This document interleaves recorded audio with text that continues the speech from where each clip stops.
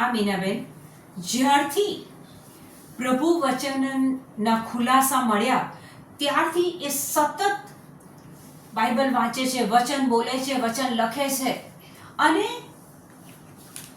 એમના હસબન્ડને પણ હિન્દુ સાથે લગ્ન કરેલા એ ભાઈ તો લાંબા વખત સુધી આમના માટે પણ એ હિન્દુ વિધિને બધું, પણ જ્યારથી એ વચનમાં આવ્યા છે ત્યારથી હવે એ એમના હસબન્ડને પ્રભુ વચન આપ્યા કરે છે, એમના હસબન્ડમાં પણ એ પ્રભુ વચનના દાણા રોપે છે.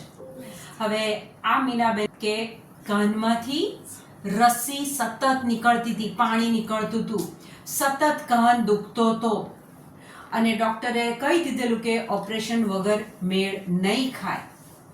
પણ કારણ કે એમણે પ્રભુ વચનના દાણા એમના આત્મામાં પુષ્કળ જવા દીધા, પછી પાક આપવાનું કામ તો પ્રભુનું છે. સાજાપણું, શાંતિ, સમૃદ્ધિ, રાતની ઊંઘ એ બધું જ તમને મળે, પણ દાણો નાખવો પડે.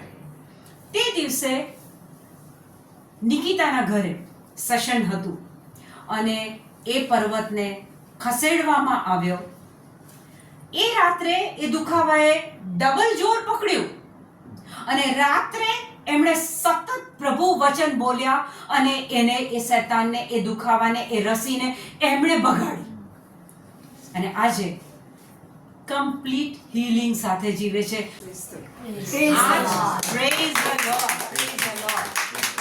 આ છે પાક આવે. તમે જમીનમાં દાણા રોપ્યા હોય તો પાક આવે. એમ આઈ રાઈટ? ઈસુને ક્લેપ કરીએ.